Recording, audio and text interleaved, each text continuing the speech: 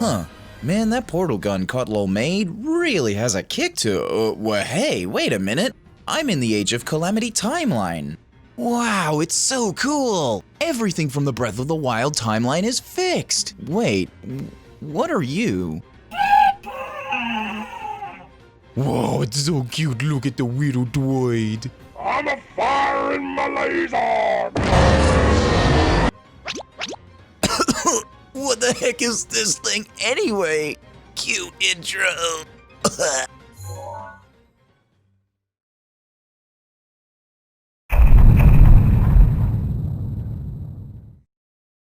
Hey thinkers, real quick, but this video contains spoilers to the story of Hyrule Warriors Age of Calamity in regards to the Mystery Guardian. If you haven't played the game yet, here's your chance to pause the video, hit the like button, save the video to your watch later list, subscribe, and click the link in the top right corner to watch something else and come back later when you've played through. Now, with that warning said and done, let's continue.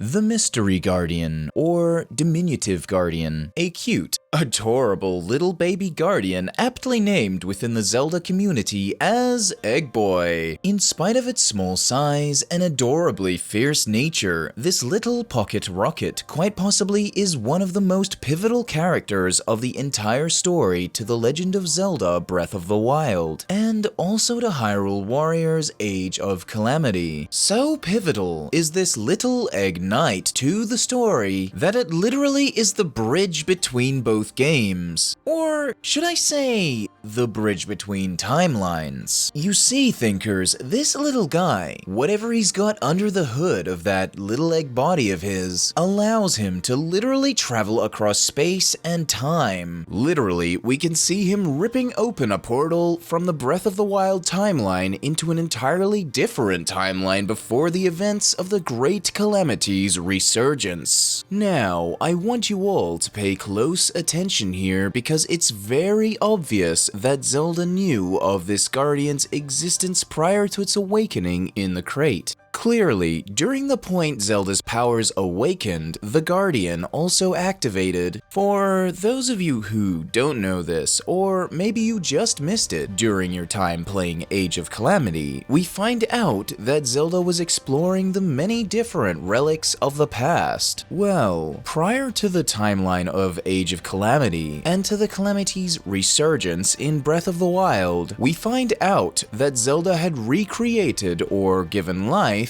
to the Diminutive Guardian. Telling this in further detail, during Zelda's childhood, she was tinkering away with Guardian parts, and during an experiment with a Guardian screw Zelda had blessed with her powers of Hylia, somehow had given life to this adorable little egg knight. Upon creating it, she jumped with joy, presenting it to her mother and naming it Terrako. Terrako truly gave a different meaning to the word Guardian, as it took on the role of looking after and protecting Zelda, as well as providing emotional comfort by playing the classic song we all know and love from Ocarina of Time, Zelda's Lullaby.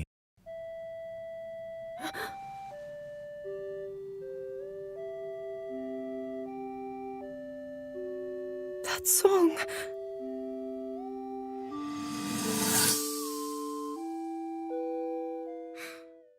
Now, according to different sources, after the death of Princess Zelda's mother, her father, King Rome, confiscated the Guardian, seeing it as a distraction from her training to unlock her powers of the goddess. Returning now to the opening cutscene from Age of Calamity, which is set during the time Link in the timeline of Breath of the Wild had succumbed to the exhaustion from his wounds, and Zelda had stepped in to protect him from the hordes of possessed guardians. It is at this point, thinkers, that we reveal just who Terrako really was. Terrako, in spite of being called the Diminutive Guardian, was actually truly entitled the Guardian of Time, a beautiful and very obvious gesture by Nintendo in reference to Ocarina of Time's Hero of Time. Oddly enough, Terrako even plays a very similar role to the Hero of Time as a time-traveling hero of sorts, and even sees himself as a royal Hylian knight under the service of the princess. Ultimately though, as is the case with most time-traveling characters, often they are their own undoing. You see, to save Zelda, Terrako tried and succeeded in fooling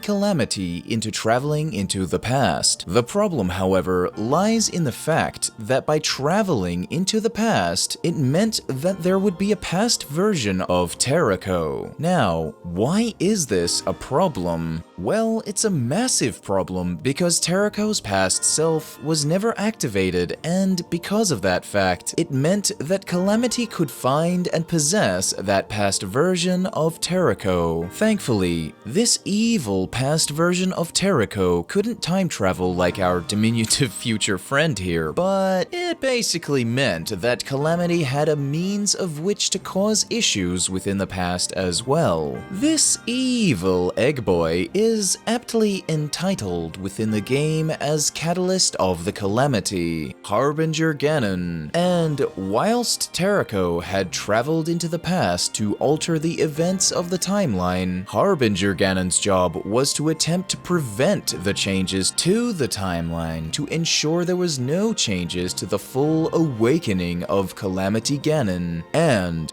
its ruination of Hyrule. In spite of Terrako's best efforts and even changing events of the past causing a shift in the timeline's events, inevitably we clearly see that Harbinger Ganon does indeed succeed in reaching its full potential and transforms into its true form, Calamity Ganon. Now, I won't go into the battle with the Great Calamity, as that's basically a completely different topic for another video, and has pretty much nothing to do with Terrako or Harbinger Ganon. But I do have one final question I'd like to pose to all my epic thinkers who've watched the video to this point. Is Terrako traveling through just time in a closed loop, or time and space? By that I mean, is Terrako traveling into a completely different alternate dimension, aka a different timeline altogether? And does this mean everything in Breath of the Wild's timeline is changed? Well, thinkers, a very good friend of mine and fellow theorist by the name Zeal tries to tackle this very question in a video all his own. Hopefully he gives it a Zeal of approval. Link in the top right corner for that video, which hopefully should drop sometime soon? Keep an eye out for it. But thinkers, if you have an answer all your own, be sure to let me know in the comments below. If you liked the video, be sure to hit the like button, subscribe for more epic theories, and follow me over on Twitter for news and updates. Oh, and